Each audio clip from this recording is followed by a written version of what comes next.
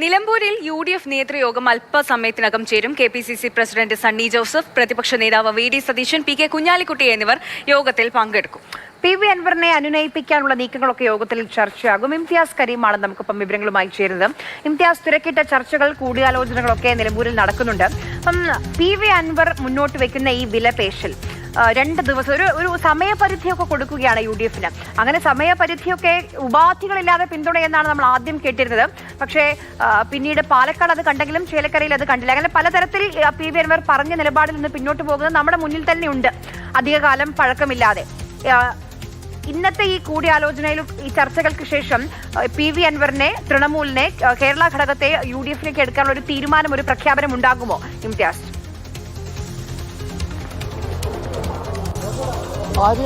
സന്ധ്യ, UDF അൻവറിനെ അനുനയിപ്പിച്ച് മുന്നോട്ട് പോവുക എന്നുള്ളൊരു തീരുമാനത്തിലേക്ക് എത്താൻ തന്നെയാണ് സാധ്യത. അതുമായി ബന്ധപ്പെട്ട് UDFിന്റെ നേതൃയോഗം അല്പസമയത്തിനകം നിലമ്പൂരിലെ വ്യാപാര ഭവനിൽ നടക്കുകയും ചെയ്യും. സണ്ണി ജോസഫും അതുപോലെ തന്നെ VD സതീശനും PK കുഞ്ഞാലിക്കുട്ടിയും ഒക്കെ എത്തിക്കഴിഞ്ഞാൽ ആ യോഗം ഇവിടെ ആരംഭിക്കുകയും ചെയ്യും. അൻവറിനെ സംബന്ധിച്ചിടത്തോളം എങ്ങനെയും സമ്മർദ്ദം ചെലുത്തി UDFിന്റെ ഭാഗമായി മാറുക എന്നതാണ് അൻവറിനെ സംബന്ധിച്ചിടത്തോളം അൻവറിന്റെ മുന്നിലുള്ള വഴി. അൻവറിന്റെ രാഷ്ട്രീയ ഭാവി എന്ത് എന്നൊരു വലിയ ചോദ്യചിഹ്നം കൂടെ ഉണ്ട്. കാരണം നിലമ്പൂർ ഉപതെരഞ്ഞെടുപ്പാണ് ആ രാഷ്ട്രീയ ഭാവി എന്തെന്ന് നിർണ്ണയിക്കാനുള്ള അൻവറിനെ സംബന്ധിച്ചിടത്തോളമുള്ള ഒരു വഴി. നേരത്തെ ഈ സമ്മർദ്ദം ചെലുത്തുമ്പോഴേക്ക് ഒരു പക്ഷേ അൻവർ ഇതിനൊന്നും UDF വഴങ്ങിയില്ല എന്നിരിക്കെ അൻവർ എങ്ങാനും മത്സരിക്കാൻ ഇറങ്ങുകയാണെങ്കിൽ, അതല്ലെങ്കിൽ അൻവറിന്റെ ഒരു പ്രതിനിധി നിലമ്പൂരിൽ മത്സരിക്കാൻ ഇറങ്ങിയാൽ പോലും എന്തായിത്തീരും അൻവറിന്റെ തൃണമൂൽ, എന്തായിത്തീരും അൻവർ എന്നൊരു ആശങ്ക അൻവറിന് തന്നെയുണ്ട്. പക്ഷേ അവസാന ഘട്ടത്തിലും സമ്മർദ്ദം ചെലുത്തി UDFിന്റെ ഭാഗമായി മാറുക എന്നതാണ് അൻവറിന്റെ വഴി.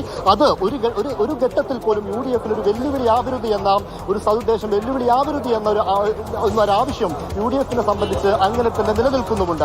അതുകൊണ്ടാണ് ഇപ്പോൾ നേരത്തെ ഒന്നുമില്ലാത്ത തരത്തിൽ പ്രതികരണം K സുധാകരനും PK കുഞ്ഞാലിക്കുട്ടിയും പ്രതിപക്ഷ നേതാവ് VD സതീശനടക്കം ഇപ്പോൾ ഒരു പോസിറ്റീവായ സമീപനത്തിലേക്ക്, അൻവറിന് UDFിന്റെ ഭാഗമാകാം എന്ന രീതിയിലേക്കുള്ള പ്രതികരണത്തിലേക്കും കാര്യങ്ങളിലേക്കും ഒക്കെ വന്നത്. പക്ഷെ അൻവർ പറയുന്നത് എത്രയോ കാലമായി ഇങ്ങനെ പറയുന്നു, എത്രയോ കാലമായി ഭാഗമാകാം എന്ന് പറയുന്നു എന്നല്ലാതെ ഇതുവരെ ഒരു തീരുമാനത്തിലേക്ക് എത്താൻ UDFിന് കഴിഞ്ഞിട്ടില്ല എന്ന അവസാന സമ്മർദ്ദവും അൻവർ പറയുകയാണ്. ആ സമ്മർദ്ദത്തിന് വഴങ്ങി UDFിന്റെ ഭാഗമായി നമ്മൾ മുന്നിൽ കാണുകയാണ്. അതായത് ഇപ്പോൾ ഈ ഈ കാലയളവിൽ എടുക്കേണ്ട PV അൻവറിനെ UDFിലേക്ക് എടുക്കാനുള്ള ഒരു തീരുമാനത്തിലേക്ക് എത്തിയില്ല കോൺഗ്രസ് എങ്കിൽ അൻവർ എങ്ങനെ മുന്നോട്ട് പോകും? അൻവറിന്റെ മുന്നിലുള്ള ഓപ്ഷൻ സ്വതന്ത്ര സ്ഥാനാർത്ഥിയായി മത്സരിക്കുക എന്നുള്ളതാണ്. സ്വതന്ത്ര സ്ഥാനാർത്ഥിയായി മത്സരിച്ചാൽ സ്വാഭാവികമായും UDFിന് ലഭിക്കേണ്ട വോട്ടുകൾ സ്പ്ലിറ്റ് ആയി പോകും, സംശയമില്ല അക്കാര്യത്തിൽ. അങ്ങനെയാകുമ്പോൾ ഈസിയായി LDF അവിടെ ജയിച്ചു കയറും. അങ്ങനെയാണെങ്കിൽ ഇത്രയും കാലം പിണറായി സത്തെ തോൽപ്പിക്കണം, ഇപ്പോൾ പുതിയ വാക്ക് മരുമകനിസത്തെ തോൽപ്പിക്കണം, ആ വാക്കുകളൊക്കെ അല്ലെങ്കിൽ അൻവർ പറഞ്ഞ രാഷ്ട്രീയ നിലപാടുകളൊക്കെ അവിടെ നിലനിൽക്കാതെ പോകും. നമ്മൾ ഇപ്പോൾ കാണുന്നത് തത്സമയ ദൃശ്യങ്ങളാണ്. UDF നേതൃയോഗം ചേരാൻ പോവുകയാണ്. മുതിർന്ന നേതാക്കളെല്ലാം അവിടേക്ക് എത്തുന്ന ദൃശ്യങ്ങളാണ്. KPCC അധ്യക്ഷൻ സണ്ണി ജോസഫ് അടക്കമുള്ള നേതാക്കൾ യോഗത്തിന് വേണ്ടി അവിടേക്ക് എത്തുകയാണ്. അൻവറിനെ അനുനയിപ്പിക്കാനുള്ള നീക്കങ്ങളാണ് ഈ ഘട്ടത്തിൽ കോൺഗ്രസിന്റെ ഭാഗത്തു നിന്ന്, UDFിന്റെ ഭാഗത്തു നിന്നുണ്ടാകുന്നത്. ആവർത്തിച്ച് KPCC അധ്യക്ഷനായാലും ശരി, മുൻ KPCC അധ്യക്ഷൻ K സുധാകരനാണെങ്കിലും ശരി, പ്രതിപക്ഷ നേതാവാണെങ്കിലും പറഞ്ഞത് UDFിൽ അൻവറിനെ UDFിലേക്ക് എടുക്കാൻ ധാരണയായിട്ടുണ്ട്. ഇനി അത് എപ്പോൾ, എങ്ങനെ, എന്തായിരിക്കണം റോൾ, ആ കാര്യങ്ങളിലൊക്കെയാണ് ഒരു തീരുമാനം എടുക്കാൻ എന്തായാലും തീരുമാനമായിട്ടുണ്ടെന്ന് ആവർത്തിച്ച് അതിപ്പോൾ ഇന്നലെ സ്ഥാനാർത്ഥി പ്രഖ്യാപന സമയത്ത് VD സതീശനും പറയുന്നുണ്ടായിരുന്നു. അത് തീരുമാനമായ കാര്യമാണല്ലോ. അതിൽ എല്ലാ ഘടകകക്ഷികളും അതിനോട് അനുകൂലിക്കുന്നുണ്ട്. അതിൽ മറ്റു ചർച്ചകളൊന്നുമില്ല. ഇനി എപ്പോൾ, എങ്ങനെ, എന്തായിരിക്കും, ഇപ്പോൾ അസോസിയേറ്റ് ആയിരിക്കും എന്ന് പറയുന്നു. അപ്പോൾ ആ കാര്യത്തിലൊക്കെ ഒരു തീരുമാനം വന്നാൽ മതി എന്നുള്ളതാണ് ആവർത്തിച്ച് മുതിർന്ന കോൺഗ്രസ് നേതാക്കളൊക്കെ പറഞ്ഞുകൊണ്ടിരിക്കുന്നത്.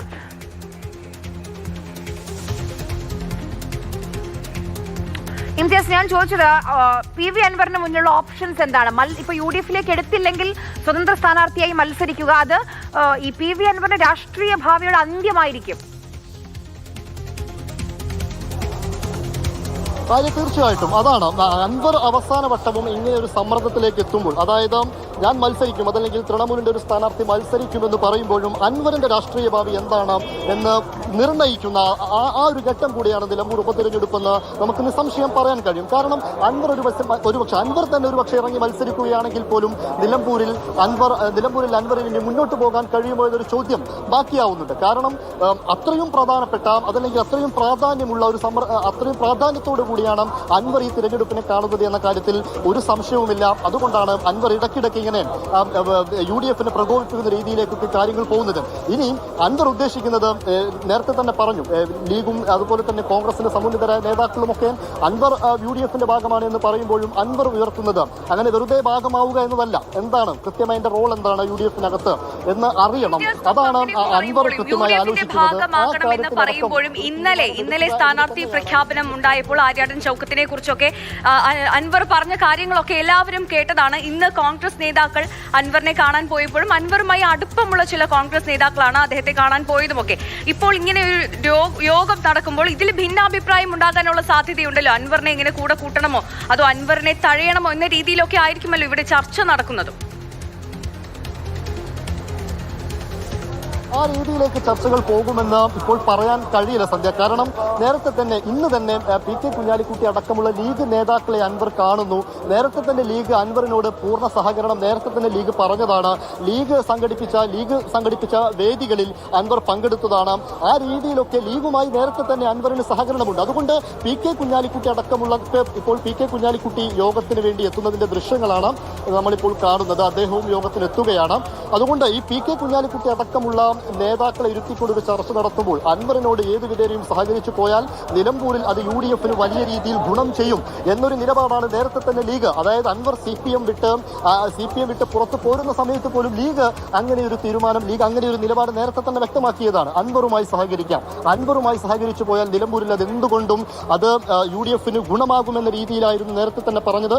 എന്തായാലും ഈ യോഗത്തിലും PK കുഞ്ഞാലിക്കുട്ടി അടക്കമുള്ള നേതാക്കൾ അങ്ങനെ തന്നെയായിരിക്കും പറയാൻ പോകുന്ന കാര്യം. അപ്പോഴും എന്താണ് കൃത്യമായ റോൾ, തനിക്ക് എന്താണ് UDF-നകത്ത് ചെയ്യാനുള്ളത്, തന്റെ ഭാഗം എന്താണ്, അതാണ് തീർച്ചയായിട്ടും ഇവർക്ക് അറിയേണ്ടത്, അൻവറിന് അറിയേണ്ടത്. അതുമായി ബന്ധപ്പെട്ട ചർച്ചകൾ നടക്കുന്നു. VD സതീശനും അതുപോലെ തന്നെ സണ്ണി ജോസഫ് അടക്കമുള്ള KPCC അധ്യക്ഷൻ പറഞ്ഞത് അൻവർ എല്ലാ കാലത്തും തന്റെ അടുത്ത സുഹൃത്താണ്, UDF-ൽ അദ്ദേഹത്തിന് എന്തെങ്കിലുമൊക്കെ ചെയ്യാനുമുണ്ട് എന്ന് സണ്ണി ജോസഫ് അടക്കം നേരത്തെ ഒക്കെ വ്യക്തമാക്കിയതാണ്. പക്ഷെ നിലമ്പൂർ ഉപതെരഞ്ഞെടുപ്പിന്റെ കാര്യത്തിലേക്ക് വരുമ്പോൾ അൻവറിനെ പാർട്ടിയുടെ ഭാഗമാക്കുമ്പോൾ അതേത് രീതിയിൽ UDF-ന് ഗുണം ചെയ്യണം, അതല്ലെങ്കിൽ അൻവറിനെ ഭാഗമാക്കിയില്ല എങ്കിൽ അത് UDF-നെ ഏത് രീതിയിൽ ബാധിക്കും, ഈ കാര്യങ്ങളൊക്കെയാണ് ചർച്ച ചെയ്യുന്നത്. അതുകൊണ്ട് അൻവറിനെ UDF-ന്റെ ഭാഗമാക്കി കൊണ്ടുപോവുക എന്നിട്ട് തന്നെയായിരിക്കും UDF-ന്റെ ലക്ഷ്യം. അത് ഏത് രീതിയിൽ കാണണമെന്നതാണ് ഈ നേതൃയോഗത്തിലും തീരുമാനമെടുക്കാൻ പോകുന്നത്. കാരണം ഏതെങ്കിലും തരത്തിൽ അൻവർ ഇടഞ്ഞു നിന്നാൽ ഒരു പക്ഷേ UDF-ന് കിട്ടാവുന്ന ചില വോട്ടുകളിലും മാറിപ്പോയാൽ അത് ക്ഷീണം ചെയ്യുമെന്നൊരു ധാരണ ഒരു പക്ഷേ നേരത്തെ തന്നെയുണ്ട്. അതുകൊണ്ട് ലീഗിന്റെ പ്രധാനപ്പെട്ട നേതാക്കളടക്കം അൻവറിനെ ഭാഗമാക്കി മുന്നോട്ട് പോവുക എന്ന ആവശ്യം ഉന്നയിക്കാൻ തന്നെയാണ് സാധ്യത.